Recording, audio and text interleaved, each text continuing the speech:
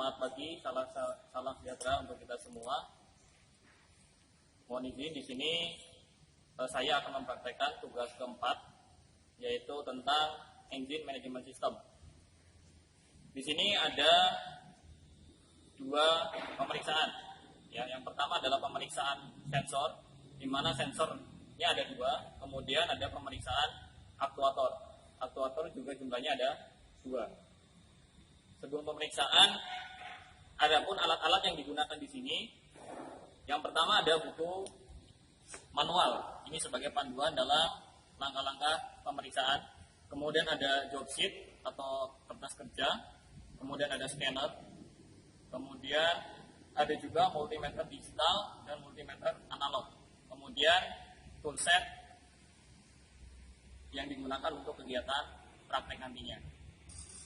Kemudian kita lihat di sini untuk sensor dan aktuatornya sudah dilepas, ya, supaya nanti ketika kita melakukan pemeriksaan dengan scanner akan terbaca kodenya atau trouble-nya. Yang akan kita periksa yang pertama adalah sensor intake air temperatur di sini. Kemudian yang kedua adalah sensor OCV, oil control valve. Kemudian untuk aktuatornya ada idle speed control, ini untuk aktuator yang pertama. Kemudian untuk aktuator yang kedua, ini ada electric cooling fan. Jadi dua aktuator dan dua sensor yang akan dilakukan pemeriksaan pada tugas praktek sesi keempat. Di pause, Pak? Sudah? Mulai. Baik, pemeriksaan selanjutnya adalah kita mendiagnosis trouble apa yang ada di dalam kendaraan ini. Ya, yang pertama kita on-kan dulu kendaraannya. Kemudian untuk OBD-nya ini sudah terpasang di bagian bawah. Nah, kemudian kita tinggal masuk ke scannernya. Di sini menggunakan scanner X431 Pro dengan langkah-langkah sebagai berikut. Kemudian pilih Daihatsu karena kita menggunakan mobil Xenia. Di oke. Tunggu sampai koneksinya terhubung. Kemudian kita pilih periscope. Diklik yang paling atas.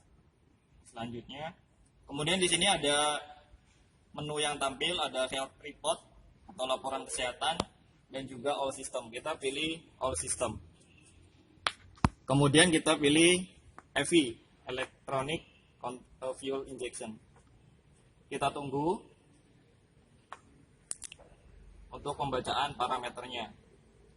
Nah, di sini ada beberapa opsi. Kemudian kita pilih yang read fault code atau kita memilih kode yang mengalami trouble.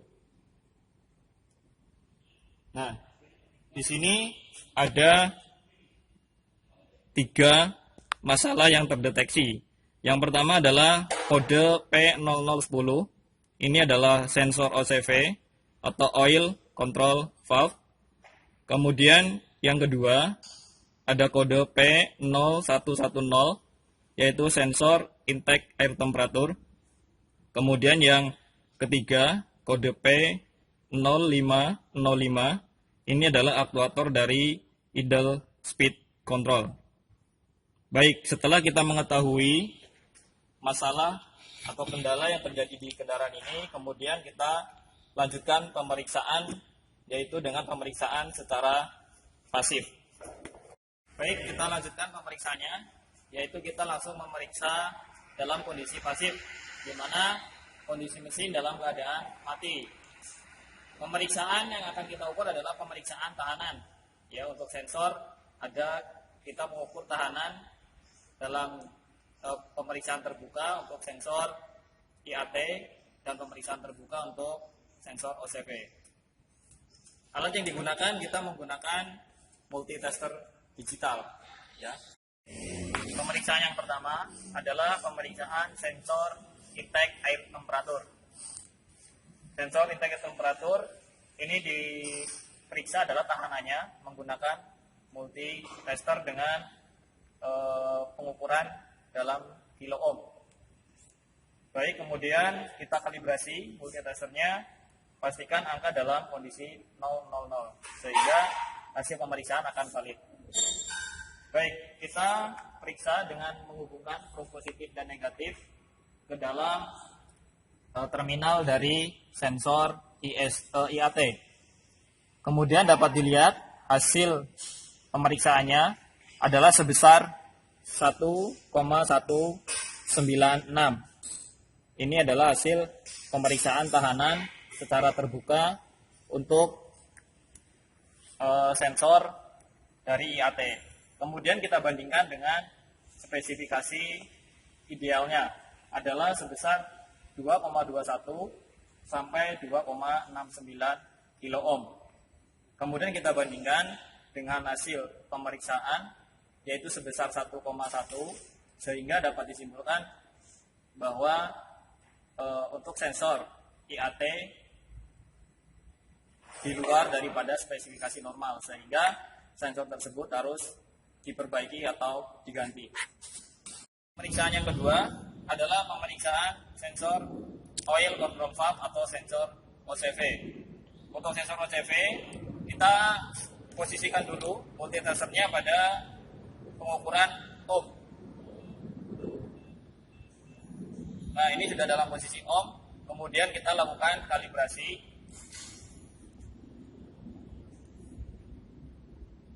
Nah, ketika dikalibrasi akan menunjukkan hasilnya ini adalah 0 ya.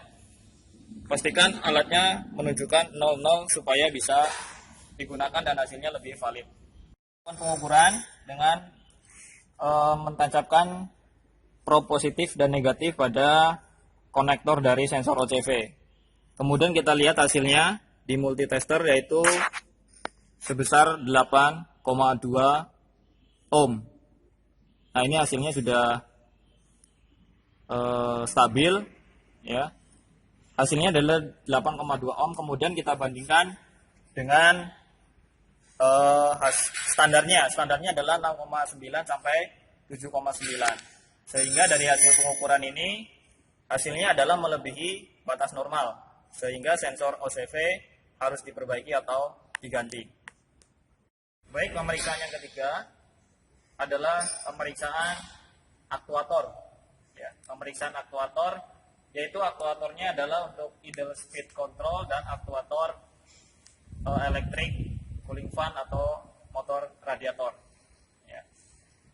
Baik, pemeriksaan yang ketiga kita masih sama menggunakan multimeter atau multitester. Kita posisikan pada posisi ohm, kemudian setelah itu kita kalibrasi. Untuk alat atau multimeter digital ini dia paling rendah adalah 0,4 sehingga nanti hasil pengukuran dikurangi 0,4. Baik, pemeriksaan aktuator ISC yaitu pada terminal 1 dan 3. Hasilnya menunjukkan angka 49,2 kemudian dikurangi 0,4 sehingga hasilnya adalah 48,8 ya. Ini adalah hasil pemeriksaan untuk terminal 1 dan 3. Kemudian untuk terminal 2 dan 4 hasilnya adalah 49,3 kemudian dikurangi 0,4 sehingga hasilnya adalah 48,9. Ini adalah hasil pemeriksaan untuk sensor ISC. Kemudian kita bandingkan dengan normal atau spesifikasinya adalah 45,6 sampai dengan 50,6. Hasil pengukuran masih atau masuk dalam batas normal sehingga untuk kondisi sensor ISC dalam kondisi baik atau bagus. Selanjutnya kita lakukan pengukuran untuk sensor untuk aktuator electric cooling fan. Kita tancapkan probe-nya pada terminal yang ada pada soket motor radiator.